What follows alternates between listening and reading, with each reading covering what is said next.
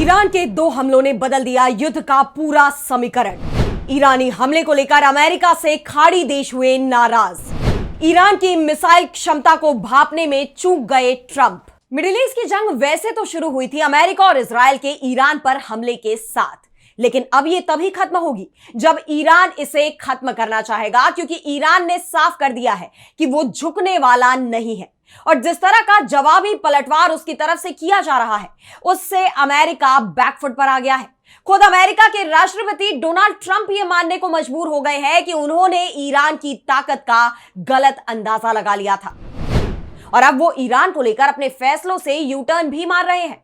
उन्होंने ईरान के तेल पर लगे प्रतिबंधों से राहत की घोषणा कर दी है। वहीं वो अब इस क्षेत्र में अपना सैन्य अभियान अभी कम करने की बात कह रहे हैं। पहले तक तो उनका कहना था कि वो जब चाहे तब इस युद्ध को खत्म कर सकते हैं, लेकिन अब युद्ध विराम को लेकर उनके सुर भी बदले बदले नजर आ रहे हैं। लेकिन सवाल यह है कि आखिर क्यों ट्रंप इस तरह बैकफुट पर आने को मजबूर हो गए हैं? ईरान की आखिर वो कौन सी ताकत है जिसने ट्रंप की भी नींद उड़ा दी है? और इसी सवाल को लेकर आज हम अपनी स्पेशल रिपोर्ट में करेंगे बात। नमस्कार, मैं आराधना।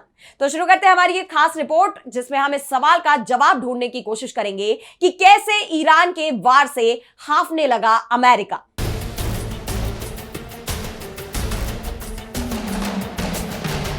तो मिडिल ईस्ट की जंग के बीच ईरान ने ऐसा वार किया है जिसने अमेरिका के भी होश उड़ा दिए हैं।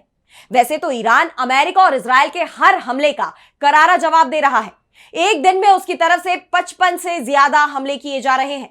ऐसे में दुश्मन की बेचैनी बढ़नी लाजमी भी है, क्योंकि अमेरिका और इजराइल ने जंग शुरू करने से पहले यह सोचा भी नहीं था कि ईरान से जंग छेड़कर वो इस तरह फंस जाएंगे कि जंग के मैदान में अपनी नाक बचाने के लिए लड़ना पड़ेगा और सहयोगी अलग से नाराज हो जाएंगे।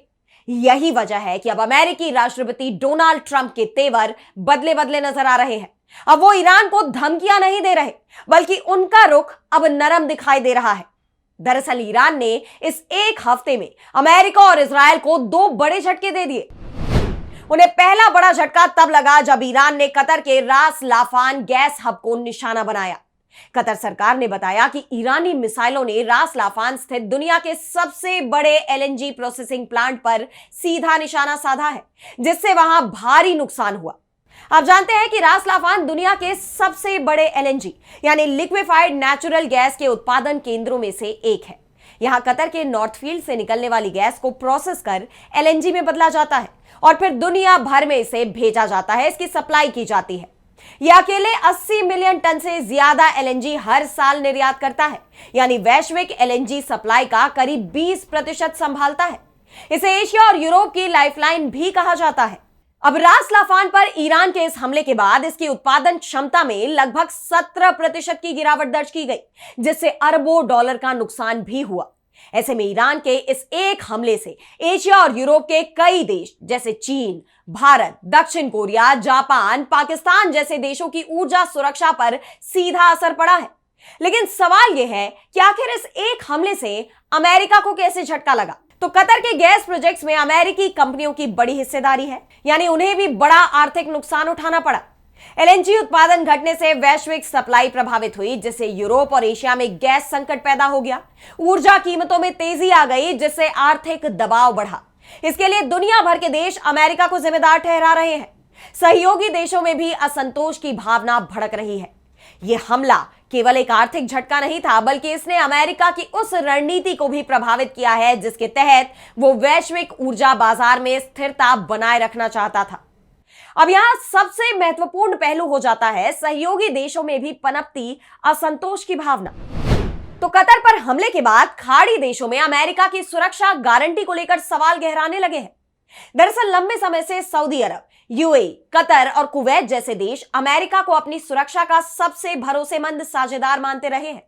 यही वजह है कि इन देशों ने अमेरिकी सैन्य ठिकानों को अपनी जमीन पर जगह दी, उसके साथ अरबों डॉलर के रक्षा सौदे किए, क्षेत्रीय रणनीति में भी अमेरिका का साथ दिया और इन सब के बदले उन्हें भरोसा था कि संकट के दौर में अमेरिका उनकी रक्षा करेगा। लेकिन इस जंग ने उनके इस भ्रम को पूरी तरह तोड़ दिया। जिस तरह ईरान ने खाड़ी देशों में मौजूद अमेरिकी सैन्य ठिकानों को निशाना बनाया, उसके बाद तेल रिफाइनरियों को भी निशाना बनाया, लेकिन अमेरिका उन हमलों को रोकने में नाकाम रहा। यहां तक कि इन देशों में मौजूद उसके एयर डिफेंस सिस्टम भी ईरानी हमलों में तबाह हो गए। ईरान की मिसाइलों ने खाड़ी देशों में काफी तबाही मचाई, मगर अमेरिका उन्हें सुरक्षा देने में नाकाम रहा, जिसके बाद उसकी सुरक्षा छतरी की पोल पूरी दुनिया के सामने खुल गई है कि अमेरिका की सुरक्षा गारंटी अब पहले जैसी मजबूत नहीं रही है। खाड़ी देशों को अमेरिका का साथ देना भारी पड़ गया है। वो एक ऐसे युद्ध में फंस गए हैं जिसे उन्होंने शुरू भी नहीं किया। अब इन हालात में क्षेत्रीय असंतोष बढ़ सकता है, और अगर यह युद्ध लंबा खिंचता है तो ऐसा भी हो सकता है कि आने वाले वक्त में अमेरिका और उसके सहयोगियों के बीच रिश्तों में इतनी बड़ी दरार आ जाए जिसे भरना ट्रंप के लिए भी नामुमकिन हो जाएगा। वैसे डोनाल्ड ट्रंप को भी इस बात का एहसास है, जो उनके रुख में आए हालिया बदलाव से जाहिर भी होता है।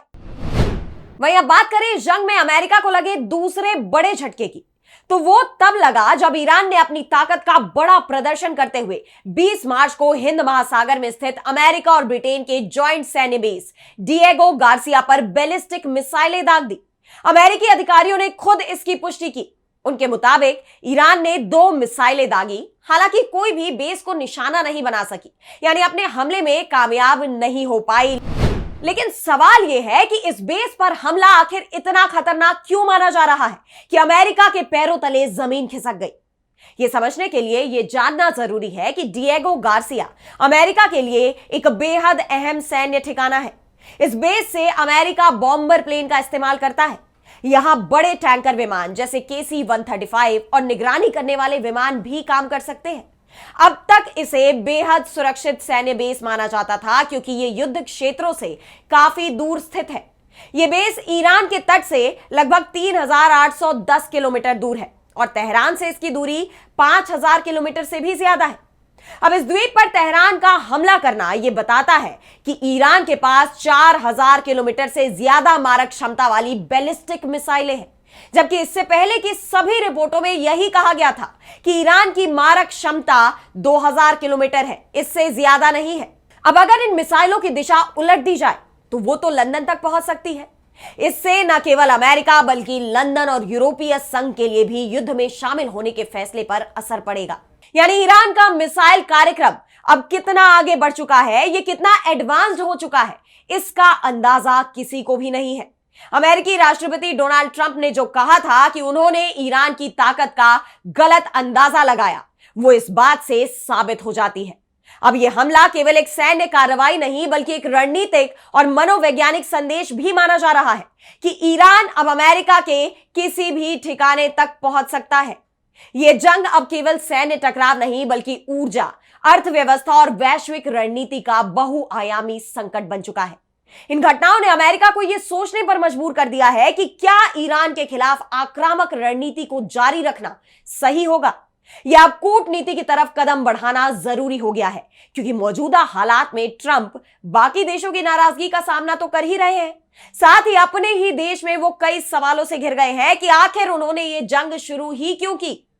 और अब जिस तरह वो ईरान के हमलों के आगे मजबूर दिखाई दे रहे हैं, उसे लेकर रिपब्लिकन और डेमोक्रेटिक दोनों ही सरकारों के लिए मिडिल ईस्ट के वार्ताकार रह चुके ओरोन डेविड मिलर ने तंज भी कसा कि ट्रंप ने ईरान युद्ध नाम का एक जाल खुद ही बना लिया है, और अब उन्हें समझ नहीं आ रहा कि इससे बाहर कैसे निकले। यही उनकी सबसे बड़ी निराशा का कारण है। यानी ट्रंप हर एक मोर्चे पर घिर गए हैं। फिलहाल दुनिया की नजर इस पर टिकी हुई है कि यह टकराव आगे शांति की दिशा में मुड़ता है या एक बड़े वैश्विक संकट में बदल जाता है, यह देखना होगा। फिलहाल आज स्पेशल रिपोर्ट में इतना ही। कैसी लगी आपको ये रिपोर्ट हमें कमेंट सेक्शन में बताइए, और अगर आपको रिपोर्ट पसंद आई तो वीडियो को लाइक करना ना भूले और चैनल को सब्सक्राइब कर ले। इसी के साथ मुझे दीजिए इजाजत, और देश दुनिया की तमाम बड़ी खबरों के लिए आप देखते रहिए DB लाइव। नमस्कार।